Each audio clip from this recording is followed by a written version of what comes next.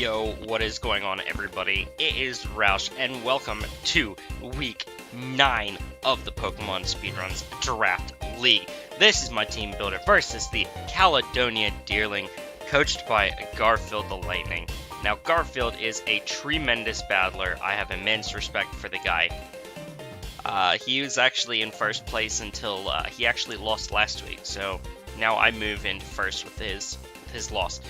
And immediately he gets to revenge that loss by getting to face me. So, taking a look at my team, obviously Raikou is still the MVP because nobody's even close to catching up with Raikou in terms of anything. Raikou is just so far on top that it barely makes it a difference. Even getting to sit out for a couple of weeks. Still, I brought Swampert to every match, Florges to almost every match. As you can see, my defensive core is my defensive mons are still pretty much the mons that I bring the most. You know, Florges, Fortress, and Swampert are still my 3 most popular picks. But Arcanine and Hydreigon starting to put together some better looking seasons. Especially Arcanine getting that 3-kill mini sweep last week. Looking to carry some of that momentum once again into this week, looking for our 5th win in a row versus the Deerling. So let's go ahead and take a look at Garf's team. So this is what we're up against. We have Jirachi, Entei, Crocodile, Vaporeon, Sigilyph, Tauros, Diancie, Mega, Dragonite, Jolteon, Roserade, Mismagius. This team is incredibly offensive. It's speedy towards the top side, with the only mon being slower than Dragonite is Vaporeon. But unfortunately, Garf has this little bit of a bunching situation where pretty much his entire team is like base 100. It's like 90 to 110. Except for Jolteon. So that's something that I look to exploit this week, is the I'm gonna call it a lack of really balanced team speed. Also, his hazard weakness still persists. Even though it's a Magikarp Sigilyph that can defog, Sigilyph isn't really bulky enough to take hits from nearly anybody on my entire team. So Sigilyph can't really defog on me. Dragonite doesn't really appreciate having to run defog because it empties a move slot that it could be using for something else, because Dragonite has such a good offensive move pool, especially versus me. And I think that's his only other hazard clear is the Dragonite. So he's going to be relying on Mega Diancie to keep hazards off the field. So that being said, what do I expect him to bring? Honestly, I can see Jirachi, especially because Florges is very prominent on my team. I could see Crocodile, even though it doesn't have the world's greatest team matchup against me. I do have Virizion. I do have, as I said, Florges. I do have Hydreigon. Hydreigon can outspeed Crocodile. Vaporeon, I'm not entirely sure he'll bring. It would be nice for him to have a Cleric, I think. But I think I'm going to see the Jirachi, the Entei. Tauros actually has a decent team matchup against me because it's so fast and it's got enough power to be able to put in a lot of pressure versus my team. I expect Mega Diancie because I rely a lot on hazards. So I expect Diancie to come to disrupt my hazards. However, he has to keep in mind that he has to Mega Evolve in order to block my Stealth Rocks and Spikes. So I expect him to try and Mega early, if indeed he does bring it. Dragonite has tremendous offensive output and does do a ton to my team. Jolteon does a lot to my team, and Roserade is the absolute bane of my team. Roserade is probably the most difficult mon that I have to prepare for. I expect him to bring either a Life Orb or a Choice Spec set, because offensive Roserade, I have no switch-ins. Once a couple of my mons get a little bit of chip damage, just the coverage of Grass, Poison, and Fire, or even Ice, just do tremendous amount of damage to my entire team. Although I do expect Hidden Power Fire because I do have Fortress. So what do I expect him to bring? I say Jirachi, Entei, Mega Diancie, Tauros, Jolteon, and Roserade is what I'm expecting. But again, any mix of anything else would not be surprising. So that being said, what the hell am I bringing? I am bringing, first and foremost, we have Arcanine, we have Toby. Once again, bringing a more offensive set because it has a decent matchup. I don't have any good move to hit Dragonite with, so that's something to keep in mind. But close combat deals with the Crocodile, which could be a possible switch in. Flame Charge. If I get a Flame Charge up, I can outspeed the entire team, especially with my speed investment. So I can even outspeed a Scarf Roserade. So if he decides to bring a sneaky Scarf Roserade, I am EV to outspeed base 90, which is, as such, Roserade. Flame Charge is there to get that speed. Iron Head is there to deal massive damage to Diancie. If he is standard offensive Diancie, after Stealth Rocks, I one-hit KO even if it isn't Mega. So Flame Charge is going to be the absolute crux of my set, and Fire Fang is there because it also one-hit KOs Roserade. even before hazards and anything gets racked up. If it's an offensive Roserade, Fire Fang one-hit KOs it. And I do expect him to bring offensive Roserade because it deals so well with my defensive core. Excuse me. And speed investment is there. Outspeed Roserade. 172 attack enables me to one-hit KO with Fire Fang. Charcoal just there for the extra power. And HP bulk just so that in case I need to, I can live a hit from something. Whether it be Dragonite, because I do have Intimidate, or any of his other mons. I'm not sure if I live a hit from Mega Diancie if it's the Diamond Storm, but you know, that's not what Arcanine's here for. That's what Swampert is here for. So Swampert is going to be a check of mine to a whole slew of Pokemon on Garfield's team. If need be, this is a Specs Jolteon check. If not outright counter, Rindo Berry makes Hidden Power Grass do only about 40%, and then I can do, I think I one-hit KO with Earthquake. Let me double check here for a second. So we're looking at Jolteon versus Swampert. Yeah, Earthquake definitely one-hit KOs. That's not even a question. Yeah, and it's not even close. And otherwise, Hidden Power Grass is only doing 36 to 43 once if my Rindo Berry is popped on that turn. But I also have enough physical investment that I can live any non-Z +1 hit from Dragonite. The only Zs that kill me are Z Outrage and Z Fly. I can live a Z Earthquake from Dragonite and Ice Punch one-hit KOs after rocks are up. So another thing that would be useful is getting Stealth Rocks up.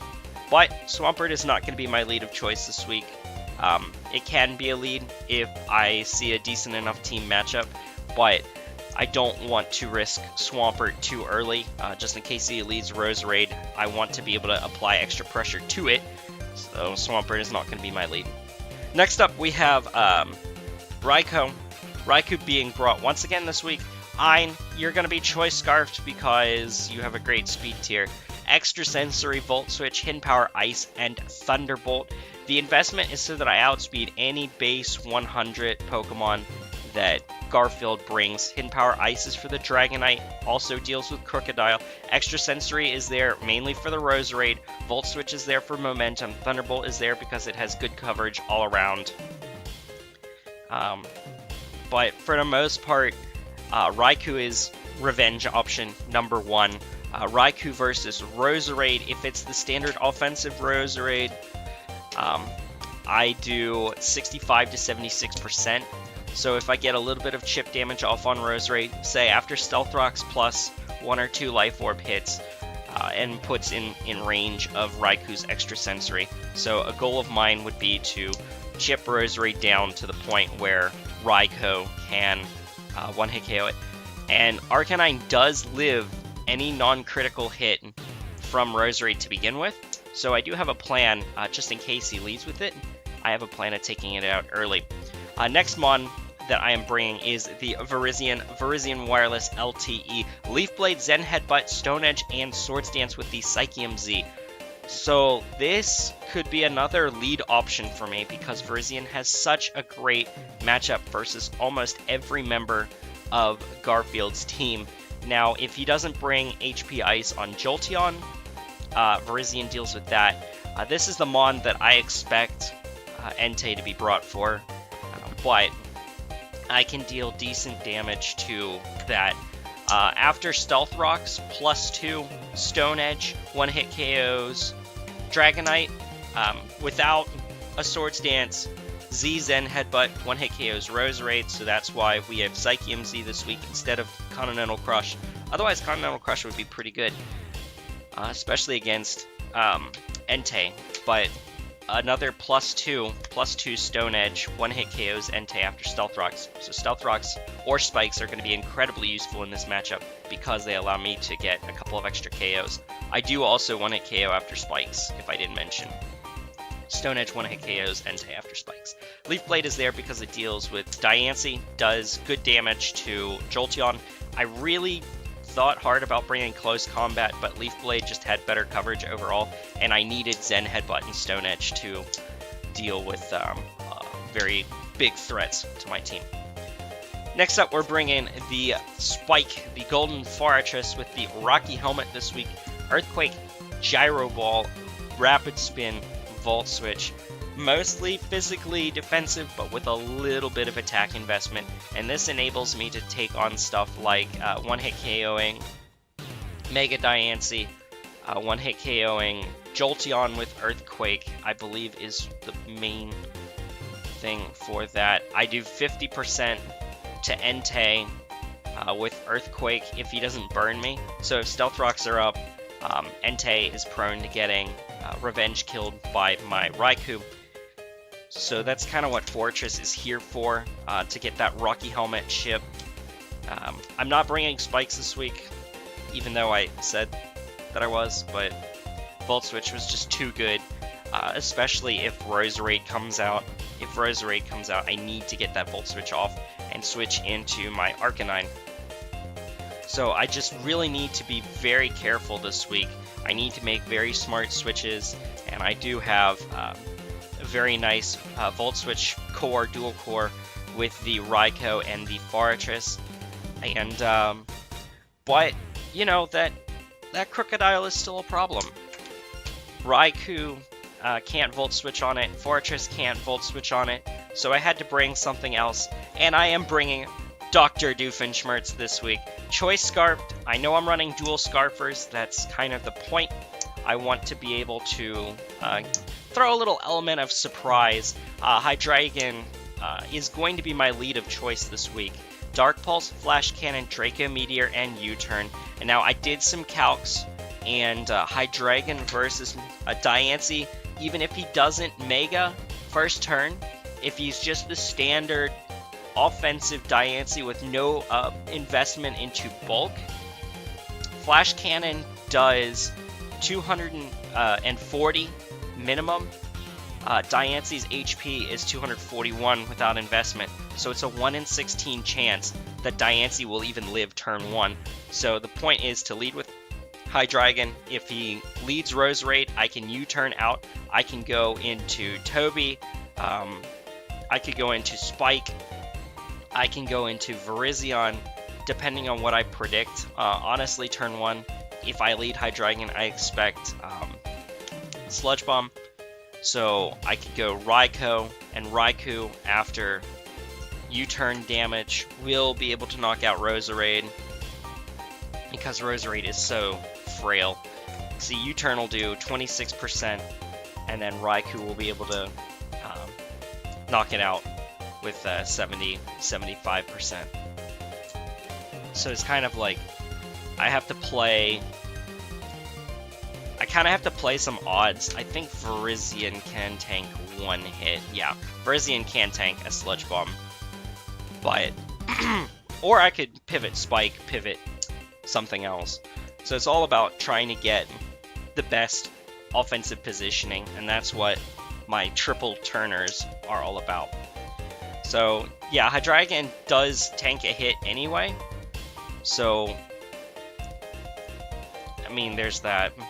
But I need to keep Hydreigon healthy. Draco Meteor only does 75%. So, I mean, I can 2-hit KO. Even with Dark Pulse, actually. Dark Pulse is a range to 2-hit KO.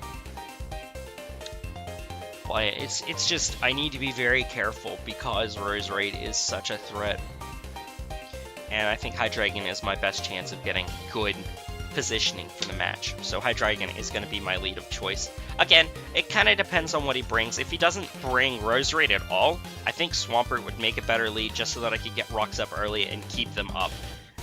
But Hydreigon is going to be my number one revenge kill option for a bunch of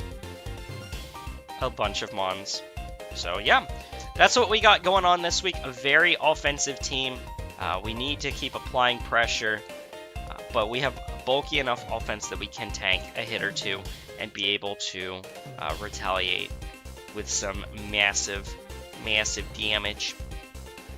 So yeah, thank you all so much for watching. Battle comes out tomorrow, and I hope to see you then. Roush is out.